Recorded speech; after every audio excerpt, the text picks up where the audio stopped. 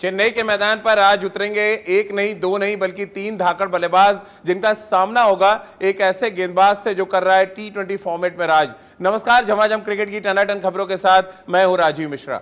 नमस्कार, मैं हूं आपके साथ प्रिया सिंह सोमवंशी। और राजीव, आज का मुकाबला बेहद अहम है और मुझे लगता है आरसीबी जब एक मैच जीत चुकी है और ऐसे में आरसीबी का जोश आई है, लेकिन मुझे लगता है आज आरसीबी को थोड़ा सा डेविड वार्नर से संभलने की जरूरत पड़ेगी। आपका क्या ख्याल है इस बारे में? बिल्कुल, और डेविड वार्नर समेत सनराइजर्स हैदराबाद की पूरी टीम से संभल कर खेलने की जरूरत है। तो चलिए सबसे पहले इस मुकाबले से जुड़ी 5 अहम बातें आपको बता देते हैं। अगर हम बात आज के इस बड़े मुकाबले की करें तो रॉयल चैलेंजर्स बेंगलुरु और सनराइजर्स हैदराबाद के बीच अब से कुछ ही देर बाद ये मुकाबला शुरू होगा।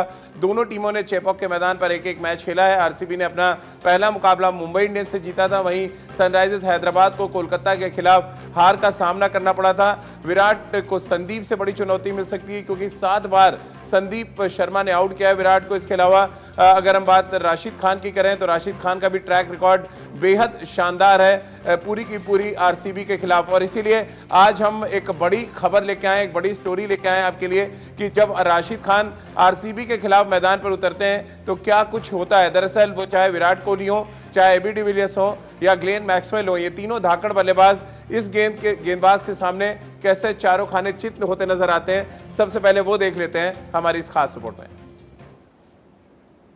देखिए, राशिद का तो खैर जवाब ही नहीं है राजीव, पर मुझे लगता है विराट की बात करें या डिविलियर्स की बात करें या ग्लेन मैक्सवेल की बात करें, तीनों ने पिछले मैच में अच्छा स्कोर किया था। बिल्कुल, और प्रिया, लेकिन ये थोड़ा डिफरेंट चैलेंज होगा क्योंकि आप बहुत अच्छे फॉर्म में हो, लेकिन राशिद खान जैसा क्वालिटी गेंदबाज अगर आपके सामने गेंदबाजी करता है तो फिर आप थोड़े से पैनिक में होते हैं कि कब गुगली उनके हाथ से आएगा, कब लेग स्पिन आएगा। और पिछला मैच जो यहाँ पे खेला उन्होंने 2 विकेट भी लिए और सिर्फ 24 रन खर्च किए थे। तो चलिए चर्चा की शुरुआत आज इसी से कर लेते हैं कि T20 फॉर्मेट का सबसे बड़ा गेंदबाज हम कह सकते हैं।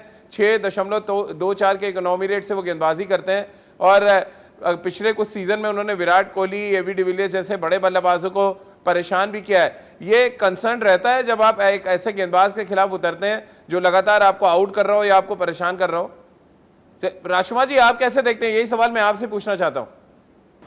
देखिए राजीव, इसमें कोई शक नहीं है कि बहुत बड़े गेंदबाज हैं राशिद खान, और उन्होंने अपना ये वर्चस्व कायम किया हुआ है T20 क्रिकेट में। सभी जानते हैं कि वर्ल्ड नंबर 1 गेंदबाज हैं वो, और उनकी 24 गेंदें वाकई में बहुत खतरनाक होती हैं अपोजिशन के लिए, क्योंकि वो अटैकिंग गेंदबाज हैं। और जहां तक बात है एबी डिविलियर्स और विराट कोहली की, तो ये सत्य है कि अभी तक उन्होंने परेशान किया है दोनों को ही, और दोनों को कई बार आउट भी किया है। तो कुल मिला के सावधान रहना होगा राशिद खान से। अब स्ट्रेटजी, विराट जिस तरह के कप्तान है उनका नजरिया ये रहता है कि ऐसे गेंदबाज के ऊपर मैं अटैक करूंगा, और मेरा मानना है कि अगर ऐसे गेंदबाज को आप सी थ्रू कर दें तो वो ज्यादा अच्छा होता है कि आप दूसरे बॉलर्स को पिक कीजिए और इनको रहने दीजिए, इनको आराम से खेल जाइए। बॉल टू बॉल खेल के अगर आप 6 रन ले लें तो वो ज्यादा बेहतर होता है। बिल्कुल, और राजकुमार जी की बात को थोड़ा आगे मैं अगर कंटिन्यू करूं, रितेंद्र, आरसीबी के खिलाफ इकोनॉमी रेट तो और नीचे चला जा रहा है। 5.24 का है और ओवरऑल आईपीएल में इकोनॉमी रेट उनका 6.24 का, यानी कि आरसीबी के खिलाफ उनको गेंदबाजी करने में बहुत मजा आता है। और जबकि आरसीबी की ताकत हमेशा से उनकी बल्लेबाजी रही है।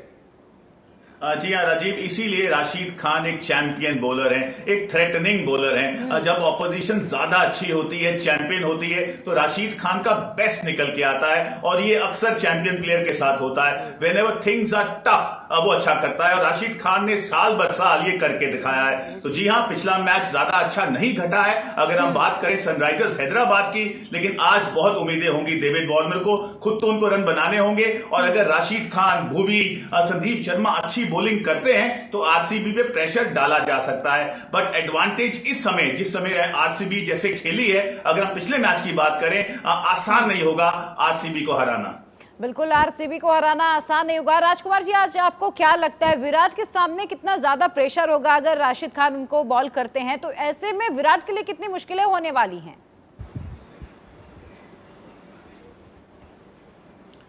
नहीं, देखिए प्रिया, ऐसा कुछ नहीं है कि विराट के ऊपर प्रेशर होगा राशिद खान का। वो अपना नेचुरल गेम खेलते हैं और ब्रादर जो गेंदबाज उनको ज़्यादा परेशान करता है वो और ज़्यादा डिटरमिन्ड होते हैं उनके खिलाफ अच्छा करने को, या और काउंटर अटैक करना उनकी आदत है।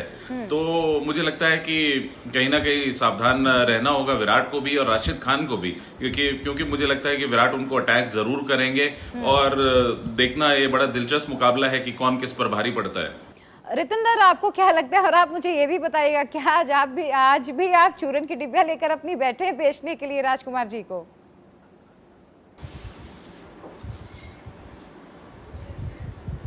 प्रिया, आप तो हमारी ना लड़ाई करा के हटेंगी राजकुमार जी से, लेकिन जी हाँ, डिफरेंस ऑफ ओपिनियन है, क्योंकि ये तो जग जाहिर है आरसीबी को पूरी तरह सपोर्ट राजकुमार जी करेंगे।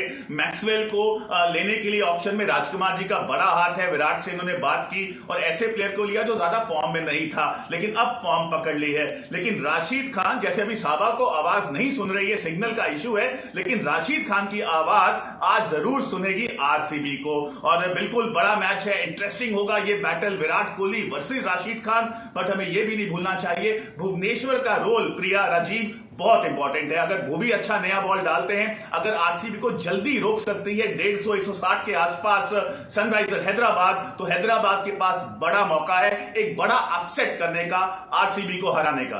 क्या मोहम्मद नबी को भी खेलते देख रहे हैं? अफगान जलेबी आज दोनों एंड से होगी राजकुमार जी, क्योंकि दोनों बड़े अच्छे स्पिनर हैं, इकोनॉमी रेट बहुत अच्छा है और नबी बड़े शॉट्स भी लगाते हैं। आपको लग रहा है कि विलियमसन के लिए एक रास्ता बनाना पड़ेगा, क्योंकि सनराइजर्स की बैटिंग थोड़ी सी वीक नजर आई थी पहले मुकाबले में।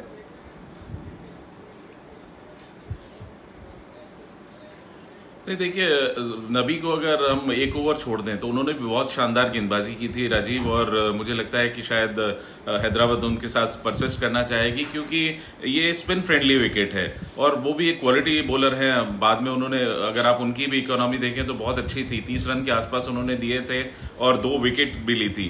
तो मुझे लगता है कि शायद हैदराबाद दोनों अपने इन स्पिनर्स के साथ जाना चाहेगा, क्योंकि दोनों अटैकिंग गेंदबाज हैं और नबी साथ साथ अच्छी बल्लेबाजी भी करते हैं। बात हो गई आज के मुकाबले की, अब जरा कल के मुकाबले की बात करें, या यूं कहें अभी तक जो 5 मुकाबले आईपीएल सीजन 14 में खेले गए हैं, उसमें एक जो बड़ी चीज कॉमन नजर आ रही है कि आखिर के 5 ओवर में बल्लेबाज स्ट्रगल कर रहे हैं रन बनाने के लिए। अगर आप देखें आखिरी 5 ओवरों का खेल, तो मुंबई 31 रन बना पाई आखिरी 5 ओवर में, आरसीबी ने 54 रन बनाए थे, अब तक का सबसे ज्यादा रन है। सीएसके ने 52 रन बनाए अपनी आखिरी 5 ओवर्स में, दिल्ली ने 51 रन और कोलकाता नाइट राइडर्स ने 41 रन। इसके अलावा अगर आप देखें जो जीतने वाली टीमों की अगर बात करें, पंजाब किंग्स ने बनाए 60 रन, सनराइजर्स हैदराबाद ने 58 रन बनाए, इसके अलावा राजस्थान रॉयल्स ने 63 रन, मुंबई 38 और केकेआर 20 रन। यानी कि ज़्यादातर मैचों में अगर आप देखें तो ज़्यादातर टीमें स्ट्रगल कर रही हैं आखिर के 5 ओवर्स में, और ये दर्शाता है कि किस तरह से यहाँ पर अंतिम ओवर्स में बल्लेबाजी करने में थोड़ी दिक्कत आ रही है। अब ये दिक्कत ड्यू फैक्टर की वजह से या स्लोनेस है पिच में, ये जानने के लिए एक बार फिर अपने क्रिकेट एक्सपर्ट्स के पास चलते हैं। राजकुमार जी, कुछ मैचों में तो 50 रन बने या 50 से ज़्यादा बने, लेकिन T20 फॉर्मेट के लिहाज से देखा जाए ज़्यादातर मौकों पे बैट्समैन स्ट्रगल कर रहे हैं। क्या रीज़न आप देख रहे हैं इसके पीछे? राजीव, देखिए, अगर आप खुद स्पिनर हैं और आप इस विकेट पर गेंदबाजी करेंगे तो आपको मजा आएगा गेंदबाजी करने में, क्योंकि बैट्समैन इजीली स्ट्रोक्स नहीं खेल सकता है। ये वानखेड़े जैसा है या बेंगलुरु जैसा विकेट नहीं है जहां पर बॉल पड़कर आता है बैट पर, तो यहाँ पर बॉल रुक के आता है और स्ट्रोक्स खेलना वाकई में बहुत मुश्किल है। तो यहाँ पे कहीं ना कहीं लास्ट के ओवर्स के लिए आपको स्ट्रेटेजी चेंज करनी होगी। आप सिर्फ छक्के पे डिपेंड नहीं कर सकते, आपको तेज भाग कर रन बनाने होंगे या चौके ढूंढने होंगे। आप यहाँ पर बड़े स्ट्रोक्स खेलना इसीलिए सबको मुश्किल हो रहा है, क्योंकि विकेट थोड़ा स्लो है। राजीव, इसी से जुड़ा मेरा आपसे सवाल है, ऐसा आपको क्या लगता है, क्या आखिरी जो 5 ओवर्स होते हैं ऐसे में जो बैट्समैन होते हैं उनपे कहीं ना कहीं एक प्रेशर बिल्डअप हो जाता है कि आपको ज्यादा से ज्यादा रन निकालना है, क्योंकि एक बड़ा टारगेट आप सामने वाली टीम को देते हैं तो आपके लिए ज्यादा इजी हो जाता है मैच? देखिए, जब शुरुआती विकेट्स गिर जाते हैं प्रिया, देन थोड़ी प्रॉब्लम होती है, क्योंकि आप पहले अपनी स्थिति सुधारते हैं, फिर जब लास्ट के 5 ओवर बचते हैं तो आपको लगता है कि आप अपने स्ट्राइक रेट को बढ़ाएं और स्कोर को बड़ा करें। और इसी वजह से अगर आप देखें चेन्नई में खास तौर से रन बहुत कम बने हैं अंतिम 5 ओवर्स में, मुंबई में रन जरूर बने क्योंकि बहुत फ्लैट ट्रैक है वहाँ पे, बहुत बड़े बड़े स्कोर्स वहाँ पे बन रहे हैं। लेकिन आज मुकाबला क्योंकि चेन्नई में दोबारा से रितेंद्र, ये एक बड़ा चैलेंज होगा दोनों टीमों के लिए कि अंतिम 5 ओवर्स में क्या कुछ स्ट्रैटेजी, क्या कुछ रणनीति लेके उतरते हैं मैदान पर।